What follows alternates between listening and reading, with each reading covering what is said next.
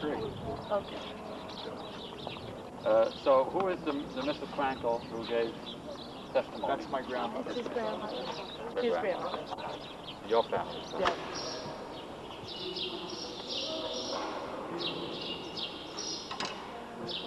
Take the stick. Hold it like this. בהעלותינו את נר התמיד באוהל יזכור זה, ליד איפה הקדושים, אנו מתייחדים עם זכרם של 6 מיליונים מבני עמנו שהוכרעו בקדושת מעונים לטבח ולאובדן על ידי הנאצים ועוזריהם, של הקהילות ובתי האב מבית יעקב שהושמדו ונחרבו מתוך מזימת רשע למחות את שם ישראל ותרבותו מתחת השמיים. אנו זוכרים ביראת כבוד את עוז רוחם של אחינו שמסרו נפשם על עמם בקדושה וטהרה, את מאבקם הנשגב והמתמיד של המוני בית ישראל על דמותם האנושית ותרבותם היהודית, את חסידי אומות העולם ששמו נפשם בכפם להצלת יהודים.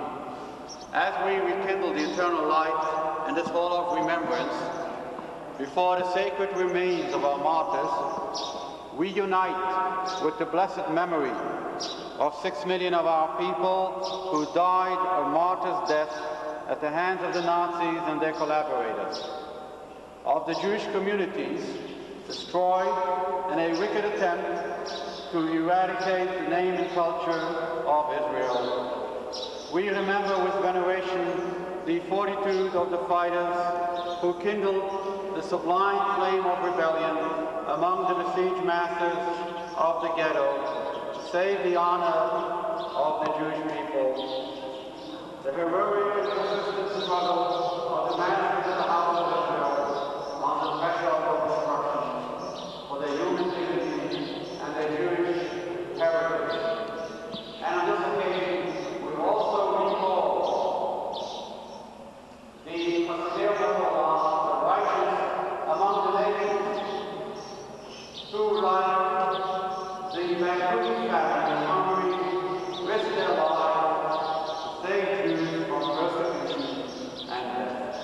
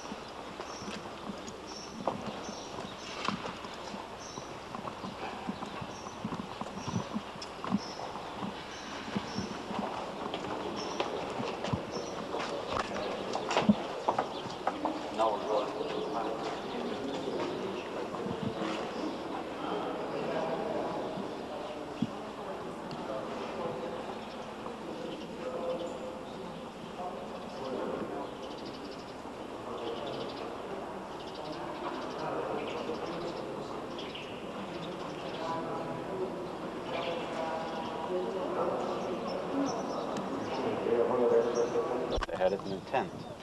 It had an opening, and if you, as the Bible tells us. What are you referring to? This is like the Ohel Yisrael. Where? This building is built in the form of a tent. Oh, right, yeah. To somehow symbolize that the 6 million were offered up as a Holocaust means sacrifice in the original biblical sense. And I mean, carbon is that as a... Korban, yes. Shoah means a full consummation Yeah. of the sacrificial animal.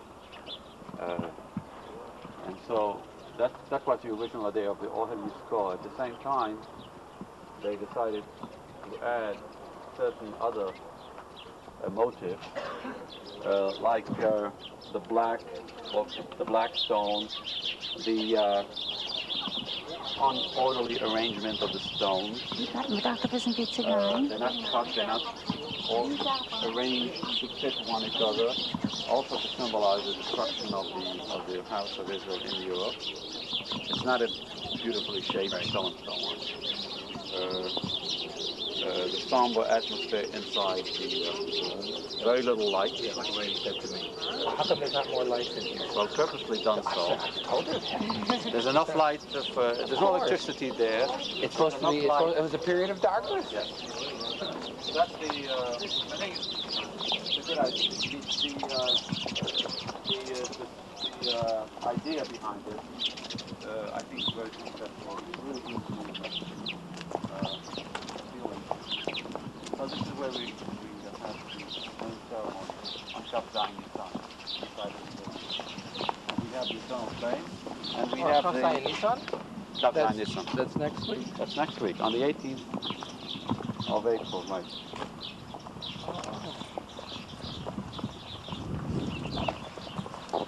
You mean that's the day that Yom HaShoah comes out in Nissan? No. Is that what you? Was that right? I mean, it's also the days of the uprising that are all together. So, on the side.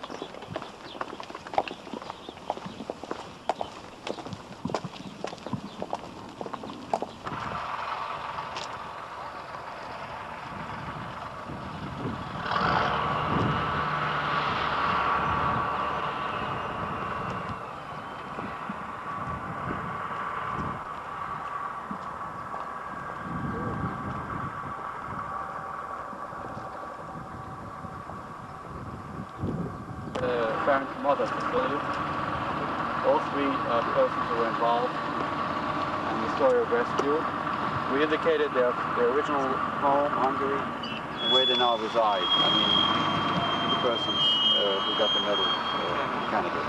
We have it in Hebrew and in English.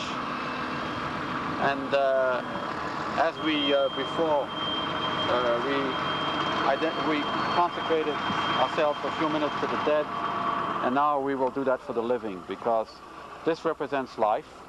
This represents a beautiful idea, the idea of people, non-Jews, who, like all these others here, who, for no ostensible reason, no tangible reason, no reason of any benefits which they thought it would accrue to them, no tangible benefits.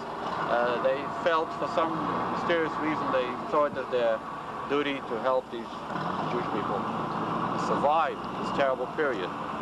And it's a beautiful idea. It has never happened before in history. Never before have persons been challenged with such a question.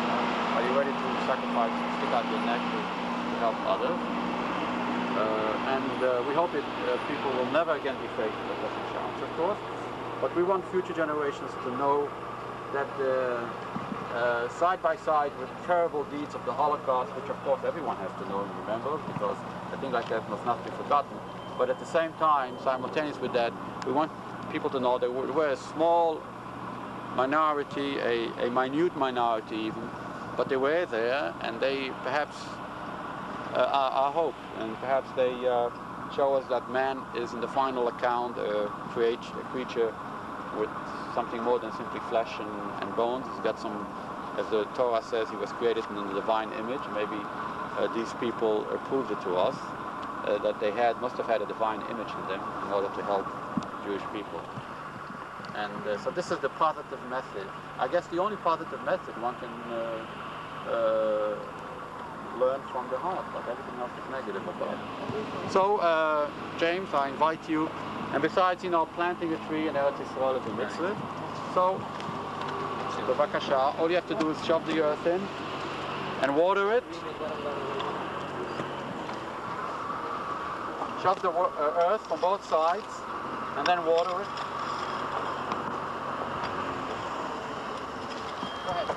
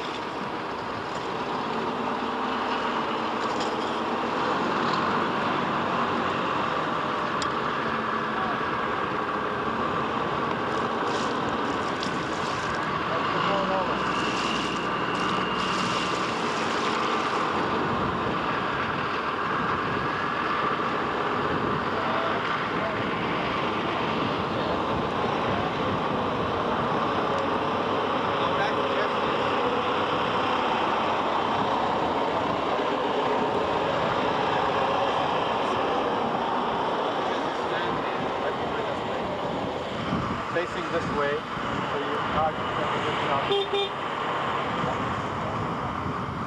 of the tree, the sign. Rena, Rena, go on. So you want to take your coat off? No. Cool.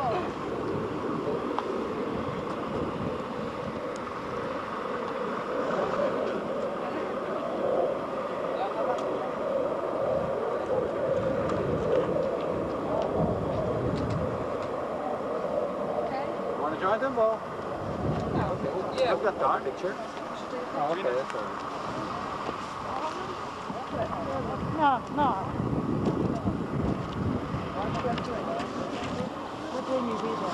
Fine, so now we have the tree. Maybe you want to read the story of it? Maybe out later on? by the entrance because it's pretty noisy here. Maybe later on in my office then, because I still have a certificate to hand out. And okay, fine. So let's go back there. Sorry.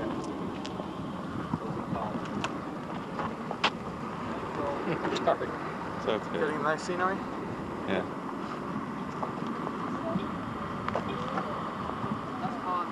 Oh, that's hard enough? Right here. Right here.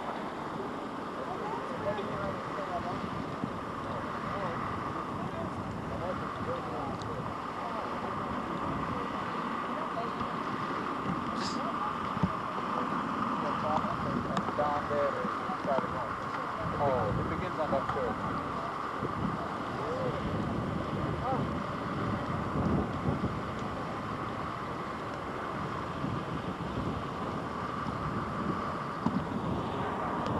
Worship. Now, before 67, this was a Jordanian hill. And so this was Jordan, and the hill... Where the towers are? Well, not this hill, but the one behind after that was also Jordan. And this here was a corridor leading to the coast, connecting Jerusalem with the coast. It was we're surrounded on three sides by the Jordanians. And if anyone in his right mind thinks that we're about to restore the situation, Exactly. then I suggest What's wrong with see the a world? psychiatrist right away. What's wrong with this world that we live in? Pardon? What's wrong with this world that we live in? Because people like to I had no idea we'd be getting into a political discussion here. Right. You give I up. had no idea we'd Well, be you know, And we'll give you a piece of paper. saying Exactly. You're a nice guy. Exactly. We're supposed to be the super. I don't buy that stuff. Stay alone. Nobody's going to take in a care of country us. this small, Eilat is only a couple minutes from Yerushalayim. I know. And I'm not for giving up a lot.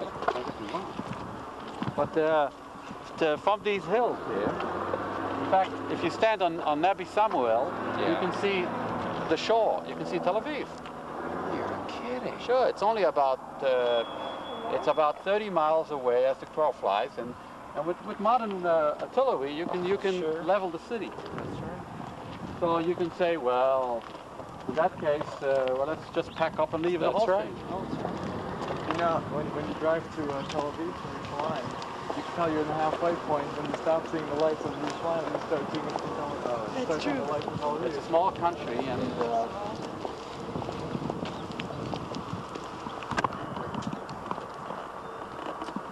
They didn't care what they were getting. Just sort of remind you that they were there.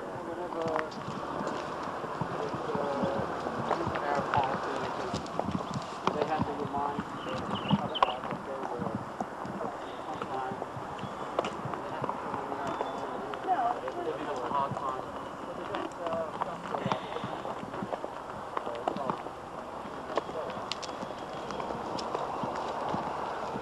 Oh, he was shot. He was shot? By what?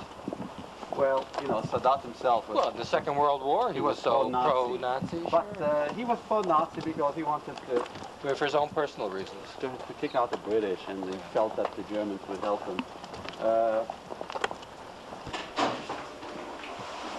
going to add here. This will be 114, and this will be Bankuti. That's Yeah. It was their first thing. That's the first thing. Yeah. And now becomes K114. These circles all represent trees planted there around the ocean.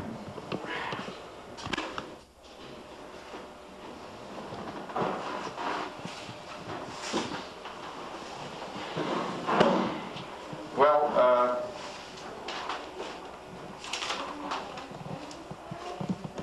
I have here a file.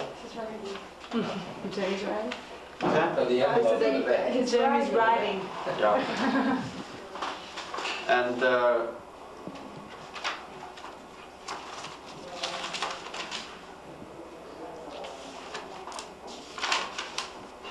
this is the story as it was given to us by Mrs. Frankel.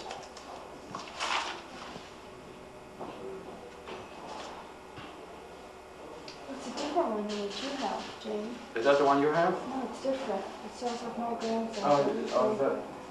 Yeah, that's right. The one I have is Bankuti's own story. Oh, Bankuti's story. This is your grandmother's story. Oh. Yeah. So anyway, this is the story which formed the basis of the committee's deliberations. And with your permission, I'd like to read you the story. Absolutely. The facts are as follows. Writes throughout Hanny Frankel, your grandmother, right? In 1944, my husband, my son, and I were in Budapest, feeling that we were safer there than in our hometown of Mukachevo, Czechoslovakia. On March 18 or 19, as I remember, on a Sunday, Hitler came to Budapest, and we no longer felt safe there, which he means probably the Germans came to Budapest.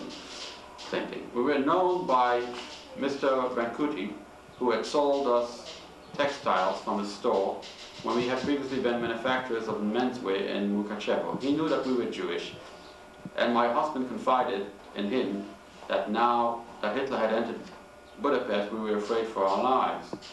Mr. Bankuti offered to hide me in the home of a friend of his, and we made arrangements to meet with him to take me there. But I became very frightened, not knowing if I could trust him or a friend, and I did not show up at the meeting place. This was in March 1944. As you know, that up to then, the Jews in Hungary were safe, relatively safe. But when the Germans came in, Iceland came in with his staff, and immediately the Holocaust began in Hungary. I'm continuing to read. But as time passed, things became worse, and I realized that without help, I would surely be discovered to be a Jewess. So I turned to Mr. Bankuti once more. He asked why I had not led him at the previously arranged meeting, and I confessed my fear of betrayal. He asked me if my fears would be eased if he hid me in the home of his own parents. I knew then that if he was willing to take the risk of hiding me in his own parents' home, that he was truly sincere, and I was very grateful. In June 1944, he took me to his mother's house. It was one day's journey to their village, M-O-R, which was about 100 kilometers west of Budapest. I had forged papers, but managed to bluff my way through the journey with them. I was very worried because the papers were in a very bad condition and could not withstand very close scrutiny. Mr. Bankuti's mother, Cecilia Schindler, born in 1886, he told her that the truth about my being Jewish, but everyone else in the family was told that I was a distant relative from a distant village whose husband was in the army. His father, in other words Bankuti's father, was a very kind man, but liked to drink. And Mr. Bankuti was afraid that he might unwittingly betray me when drunk. So he was never told the truth. Mr. Bankuti told his mother to treat me as her own, and she did. In a village full of Nazi sympathizers, almost every house had a swastika painted on it, but Mr. Bankuti's mother kept my secret safe. Who knows if I could ever have survived these terrible times without the help of these kind people. This is Mr. Bankuti's wife, Teresa Bankuti, also knew that he was hiding me in his mother's house, and they both came several times to visit me, to bring food and offer moral support. I stayed in his mother's house from June to November 44. Mr. Bankuti then brought me back to Budapest. Several times in the following month, if I needed a place to stay temporarily for a night or two, he never failed to help me. After the war was over, Mr. Bankuti refused to take any credit for helping to save my life. Whenever we talked about it, over the years, his eyes filled up with tears, and he only said, "I didn't do anything, I didn't help, only God helped." He is truly a humble and righteous man who did what his conscience dictated at great personal risk. I only recently found out that he also hid 2 other Jews from the Nazis during the war. Their names are Medak Gyula and some other name, Joseph, and they live in Budapest. And then comes the address of Bankuti, some personal details, when he was married, and his name,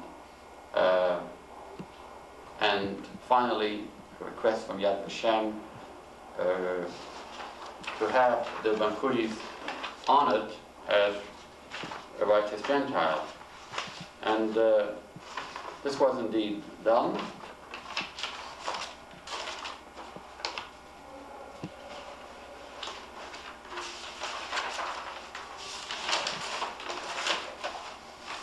On the 10th of February 1983, the Special Committee for the Designation of the Righteous, I'm looking at the minutes, page 12, decides to add the name of Ferenc and Teresa Bankuti and their mother, Cecilia, to the honor roll of the righteous among the nations. And further, in July '83, the record shows that a medal and a certificate of honor was sent to our embassy in Toronto for delivery there at the ceremony. And now we have finally completed the 3rd stage, which is the planting of a tree. The medal looks like this, for those who haven't seen it. This is the medal that they got with their names on it. It says, in French and in Hebrew, it says, well, to whoever is listed in gratitude, and then from the Jewish people, from Am Israel, and then around it, it says, in French and in Hebrew here on the other side, in the reverse, whoever saves the life of one person as though he had saved the whole world. This is taken from the Talmud. Here is the building, the Ohel Yisrael. There's a lone tree. And this is the artist's concept of hands holding on to a rope, to a barbed wire, which is gradually changes its form, becomes a rope tied around the world to a section of the world which represents the few, the righteous among the nations. This is Nathan Karp, is the name of the artist who designed this medal. This they received in America, in addition with a Tudat Kavod, a certificate of honor, which here is an example of one of such certificate of honor, which simply restates that the Commission has decided, based on evidence, to honor these people. And this was delivered to them at a ceremony in Toronto. And today we planted the tree, and I'm happy, proud to give you now this tree planting certificate for delivery to them if you would like to, or you can keep it for yourself. And we have now completed the process involved in this case with these people. Thank you very much. Now, if you'd like to say a few words. On behalf of the Bankutis, I will accept this. And he said I could keep it for myself. I would be very proud to, but after what they've accomplished, this is completely deserving to them. And I'm just proud to be the middleman, so to speak, to take this to them. Jimmy, maybe you ought to take it out of the plastic and with the light by China. Better. And all I can say is that it was just an honor. It's an honor knowing the Bankutis, and I sort of feel a certain closeness to them in that if not for their being, I wouldn't be here today either. because of the fact that they saved my grandparents and my father. And just to give you an idea of how humble the Bankutis are, we had them for Thanksgiving. Were you there? When we? No. Well, so I guess it was before I met Rena, and I went through the whole story with them at the table and telling how thankful I was for everything. And at the end, they just broke out and started crying because they felt that it was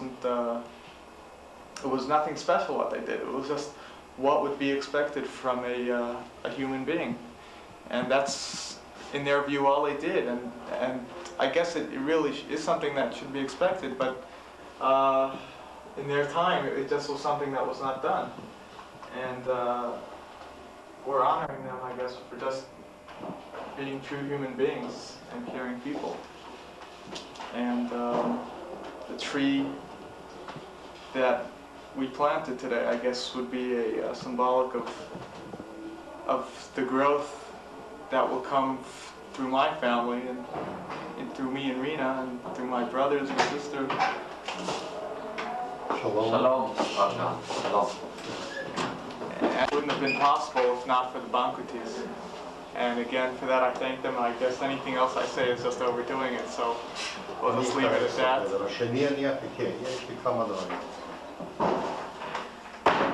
So, I apologize for this interruption. The gentleman who just stepped in, his name is Rabbi David Kahana. He was a rabbi in Lemberg, and today it's Russia. It was Poland. During the war, he was hidden by a Ukrainian priest and nationalistic leader. He and his wife were hidden in separate places in the church for about 2 years. After the war, he left Poland. Immediately after the war, he was nominated as chief chaplain of Jewish soldiers in the Polish army. He stayed, and then he tried to locate Jewish children that would be kept in monasteries and liberate them. And then he left and came to Israel. And then he became chief chaplain of the Air Force. And today he's a permanent member of that committee which I mentioned. And as you can see, he's very old, and over 80. Oh, is that all right? Yes, but still going strong. I wanted simply to add what you said. As you can tell the Bankutis that the tree here, which will be here long after all of us are no longer anymore, the tree represents life, represents eternity, and the significance of their deed will remain forever, we hope, for generations and generations, as long as there is Yad Vashem in Jerusalem. And people will come and see the name, and then there'll be brochures and books, and there'll be a lexicon in which all the names listed alphabetically, and people will be able to check up and read why that name appears there, what's the story behind the name. And so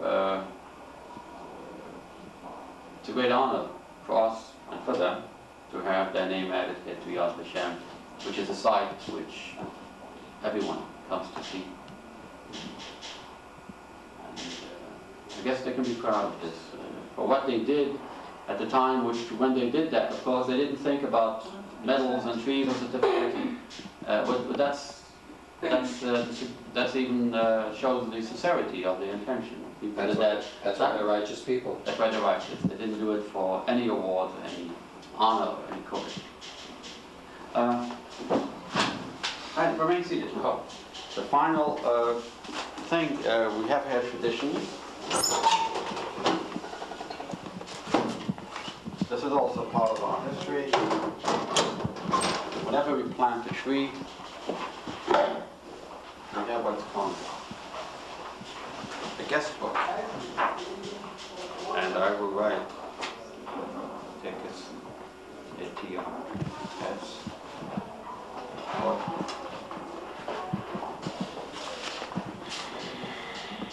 carriage, and the children is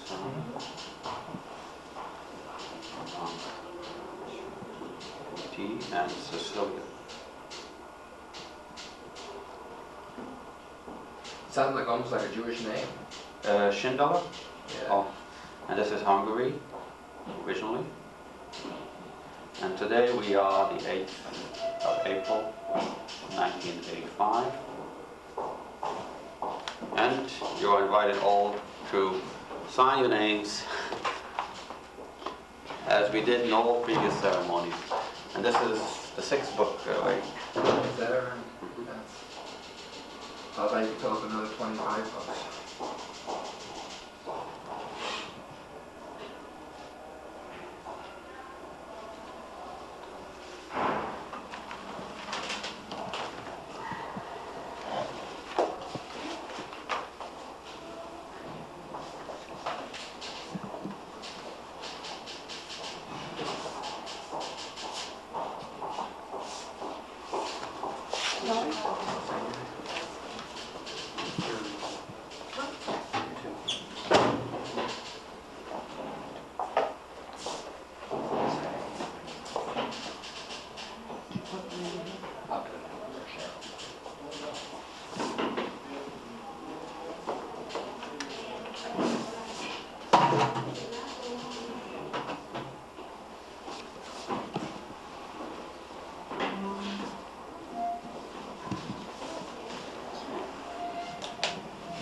And I will sign as well.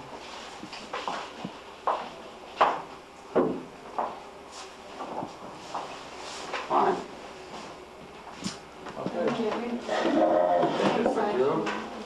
And whenever you're back in Israel, go up and have a look at the tree as it grows. Oh, yes. Thank you very much. Thank you. Chag Sameach and all the best. It was very enlightening, the short talk that you gave. It was wonderful. I learned more in that than I learned in how many times being here. That's true. Thank you. Thank you very much.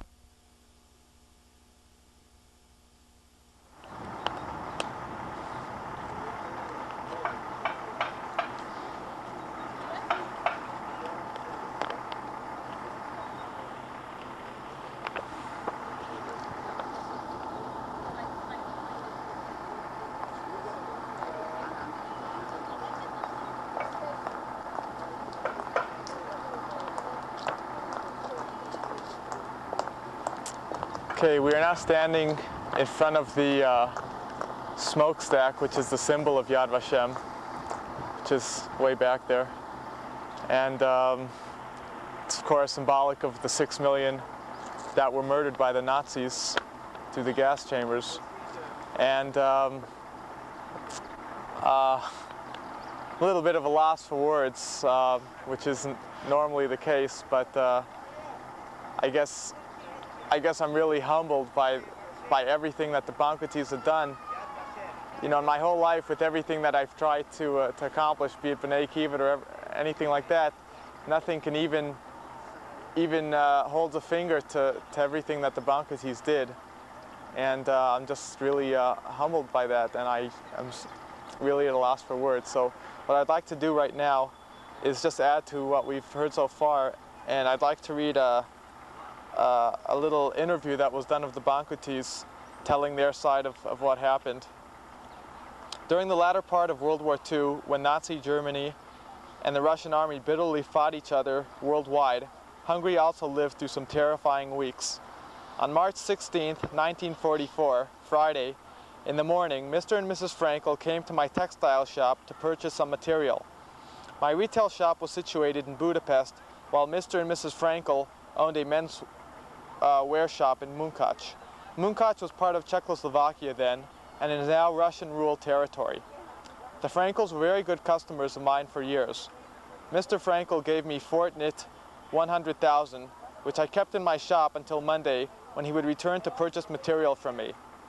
This was in accordance with Jewish law respecting the Sabbath by not dealing with material concerns. I took this money to the Hungarian Commercial Bank and placed it in a safety deposit box. The tragedies awaiting hundreds of thousands of Hungarian Jews started to unfold shortly after this day. In the morning of March 18, 1944, Sunday, the Frankels came to our home and told us that the Nazi troops would have invaded Hungary. They were distraught and extremely upset, and so were we. We agreed to meet them in my store again on Monday, March 19, 1944. This appointment was kept as agreed, but because of new developments, Mr. Frankel could not purchase the material from me as planned before. The money they gave me was returned to them. During the following weeks, the Nazis and the Hungarian followers started the process of deporting all Jewish citizens. They were barred from holding a job, barred from owning property, making the Star of David and marked with the Star of David, and gradually stripped of all their human dignity. Around the middle of July, the Frankels came to see us again in my shop, and we talked about the serious situation in Hungary, and particularly about their own prospects. Since they did not have any relatives or friends in Budapest, only some acquaintances, they did not really have anybody to turn to for advice and comfort. All their relatives lived in Munkacs, and under any circumstances, traveling there was impossible. The Frankels have one son, Jack, who was about 14 years old at that time. He was a student in a Jewish school in Vak.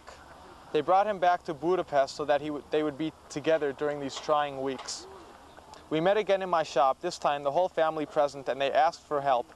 I promised to do whatever was humanly possible.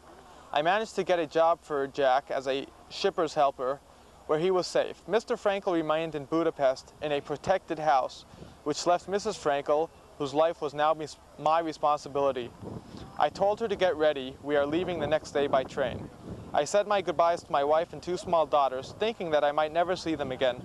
I called a cab and we traveled to Kenfold train station. Arriving there was a traumatic moment indeed. Both sides of the entrance area were lined with SS officers, and a meticulous checking of ID papers was underway. Mrs. Frankel was, of course, equipped with fake papers by then. I showed my papers, which were checked carefully. Then Mrs. Frankel raised hers to show, but miraculously, this was not taken from her, but she was motioned to move on. While we were waiting for the train, I then disclosed to her the destination of our trip. We were heading for Mor, the little town about 100 kilometers from Budapest, where my parents lived. I assured her that I would tell my mother everything and that she can trust her completely. On our arrival to Mor, after a trying trip, only my mother was home, so I had the opportunity to explain the situation to her. She was very understanding and accepted Mrs. Frankel with an open heart. My father, who was a good and decent man, but liked wine just a bit too much, was not informed about anything. We thought it safer this way. He was told that Marik Toth, Mrs. Frankel's alias, was my wife's relative, whose husband was at war, and she was fearful to remain in Budapest alone. Knowing that she was now finally safe, I returned home to my wife and children. I would also like to mention here that in 1947, we had another child, a boy. As the war progressed toward its ever-increasing torments and tragedies, I no longer had the opportunity to find out about my parents or Mrs. Frankel. In the meantime, our home in Budapest was destroyed by a bomb, and another family gave us shelter until the end of the war. While still there, about January 1945, to our great surprise and delight, Mr. and Mrs. Frankel came to see us again.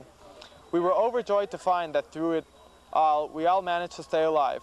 Mrs. Frankel told us that since the Russian troops were coming closer to Budapest, she had the opportunity to leave Mor and return to Budapest. So Mrs. Frankel spent about 10 months in Mor, hiding out in my parents' home.